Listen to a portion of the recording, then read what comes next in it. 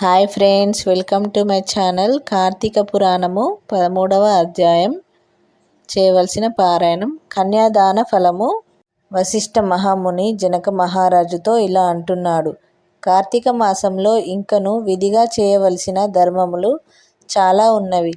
వాటిని వివరించెదను, సావధానంగా వినుము. కార్తీక మాసములో నదీ స్నానము ముఖ్యము.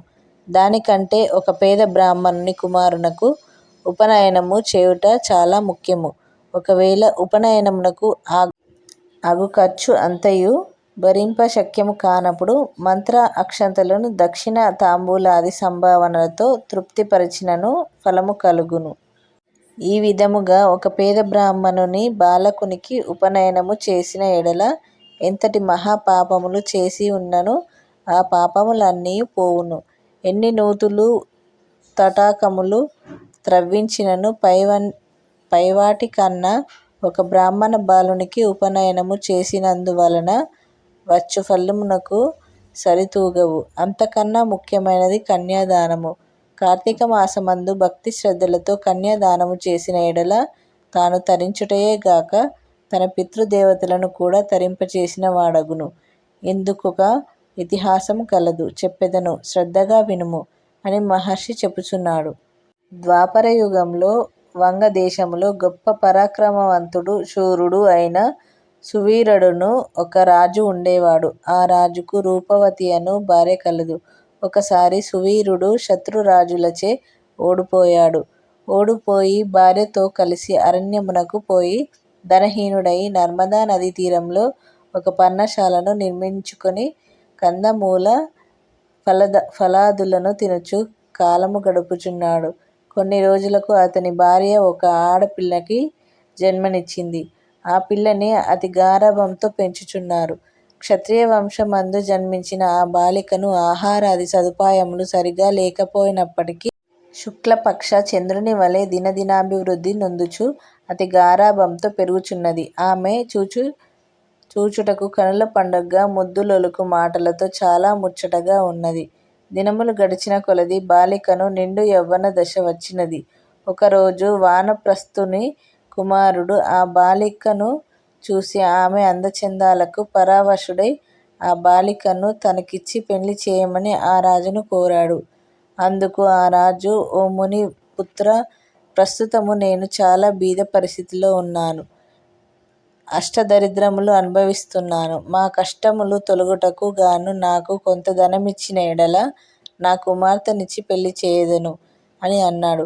ఆ ముని కుమారుడిని చేతిలో రాగి పైస కూడా లేకపోవుటచే బాలికపై ఉన్న మక్కువతో ఆ ముని కుమారుడు నర్మదా తీరమున కుబేరుని గూర్చి ఘోర తపస్సు ఆచరించి కుబేరుణ్ణి మెప్పించి ధనపాత్ర సంపాదించాడు. సంపాదించి ఆ రాజు వద్దకు వెళ్ళి రాజుకు ఆ ధనపాత్రను ఇచ్చి రాజుని సంతోషపరిచి రాజు యొక్క కుమార్తెను పెళ్లి చేసుకున్నాడు. ఆ నూతన దంపతులిద్దరిని అత్తవారింటికి పంపాడు రాజు. ఆ ముని కుమారుడు భార్యను వెంట పెట్టుకొని వెళ్ళి తన తల్లిదండ్రులను నమస్కరించి అంతవరకు జరిగిన వృత్తాంతమంతయు చెప్పి భార్యతో సుఖమనుభవించుచుండెను. సువీరుడు మునికుమారుడిచ్చిన ధనపాత్రను తీసుకొని స్వేచ్ఛగా ఖర్చుపెట్టుచు భార్యతో సుఖముగా ఉన్నాడు. కొంతకాలం తర్వాత ఆ రాజు భార్యామణి మరొక బాలికను కన్నది. ఆ బిడ్డకు కూడా యుక్త వయస్సు రాగానే మళ్ళీ ఎవరికైనా ధనమునకు అమ్మవచ్చునని ఆశతో ఎదురు చూస్తున్నాడు. ఒకానొక సాధు పుంగవుడు తపతీ నదీ తీరము నుండి నర్మదా నదీ తీరమునకు స్నానార్థమై వచ్చుచు దారిలో ఉన్న సువీరుని కలుసుకొని, ఓయి, నీవు ఎవరు? నీ ముఖవర్చస్సు కూడా రాజవంశమునందు జన్మించిన వానివలే ఉన్నావు. నీవు ఈ అరణ్యమునందు భార్యా బిడ్డలతో నివసిస్తున్నావు, కారణమేమిటి అని ప్రశ్నించగా, సువీరుడు, మహానుభావా, నేను వంగదేశమునకు ఏలుచున్న సువీరుడను. నా రాజ్యమును శత్రువులు ఆక్రమించుటచే భార్యా సమేతంగా ఈ అడవిలో నివసిస్తున్నాను. దరిద్రము కంటే కష్టమేదీ లేదు. పుత్రశోకము కంటే గొప్ప దుఃఖము లేదు. అదేవిధంగా భార్యావియోగము కంటే గొప్ప సంతాపము మరొకటి లేదు. అందుకే రాజ్యభ్రష్టుడనైనందున ఈ కారడవిలోనే సకుటుంబంగా బ్రతుకుచున్నాను. నాకు 2 కుమార్తెలు. అందులో మొదటి కుమార్తెను ఒక ముని పుత్రునికిచ్చి వాని వద్ద ఉన్న కొంత ధనమును తీసుకొంటిని. దానితోనే ఇంతవరకు కాలక్షేపము చేయుచున్నాను అని చెప్పాడు. ఓ రాజా, నీవు ఎంతటి దరిద్రుడనైనా ధర్మసూక్ష్మము ఆలోచించక కన్యను అమ్ముకుంటివి. కన్యా విక్రయము మహాపాతకములలో ఒకటి. కన్యను విక్రయించిన వారు ఆశిపత్రవనమను నరక అనుభవించెదరు. ఆ ద్రవ్యములతో దేవముని పితృదేవత ప్రీతి కొరకు ఏ వ్రతము చేసినను వారు నశించెదరు. అదియే కాక కన్యా విక్రయము చేసిన వారికి పితృదేవతలు పుత్రసంతతి కలగకుండా శపించెదరు. అదే విధంగా కన్యను దానమిచ్చుకొని పెండ్లాడిన వారు చేయు గృహస్థ ధర్మములు వ్యర్థమగుటయే కాక అతడు మహా నరకమును అనుభవించును. కాబట్టి రాబోయే కార్తీక మాసమున నీ 2వ కుమార్తెను నీ శక్తి కొలది బంగారు ఆభరణాలతో అలంకరించి సదాచార సంపన్నులకు ధర్మబుద్ధి కలవారికి కన్యాదానము చేయి. ఆ విధముగా చేసిన ఎడల గంగా స్నానమొనరించిన ఫలము, అశ్వమేధ యాగము చేసిన ఫలమును పొందుటయే గాక మొదటి కన్యను అమ్మిన దాని ఫలము, పాప ఫలము కూడా తొలగిపోవును అని రాజునకు హితోపదేశము చేయగా, అందుకు ఆ రాజు చిరునవ్వు నవ్వి, ఓ మునివర్యా, దేహసుఖము కంటే దాన ధర్మముల వలన వచ్చిన ఫలము ఎక్కువ. తాను బ్రతికుండగా భార్యాపిల్లలతో సిరిసంపదలతోనూ సుఖముగా ఉండక చనిపోయిన తరువాత వచ్చే ఫలము ఏదో మోక్షము కొరకు ప్రస్తుతమున్న అవకాశమును చేతులారా జారవిడుచుకుంటుమా? ధనము బంగారము కలవారే ప్రస్తుతము లోకములో రాణింపగలరు. కాని ముక్కు మూసుకొని నోరు మూసుకొని బక్కచిక్కి శల్యమైయున్న వారిని లోకము గుర్తిస్తుందా? గౌరవిస్తుందా? ఐహిక సుఖములే గొప్ప సుఖములు. కాబట్టి నా 2వ కుమార్తెను కూడా నేను అడిగినంత ధనము ఎవరిస్తారో వారికే ఇచ్చి పెండ్లి చేస్తాను. కాని కన్యాదానము మాత్రము చేయను అని అన్నాడు. ఆ మాటలకు సన్యాసి ఆశ్చర్యపడి తన దారిన తాను వెళ్ళిపోయాడు. మరికొన్ని దినములకు సువీరుడు మరణించాడు. వెంటనే యమభటులు వచ్చి యమలోకానికి తీసుకువెళ్ళారు.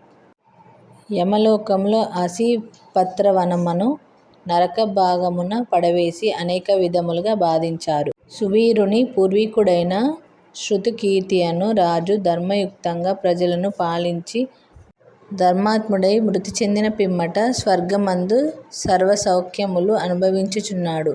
సువీరుడు చేసిన కన్యా విక్రయము వలన ఆ శృతకీర్తిని కూడా యమకింకరులు పాశములతో బంధించి స్వర్గము నుండి నరకమునకు తీసుకొని వచ్చారు.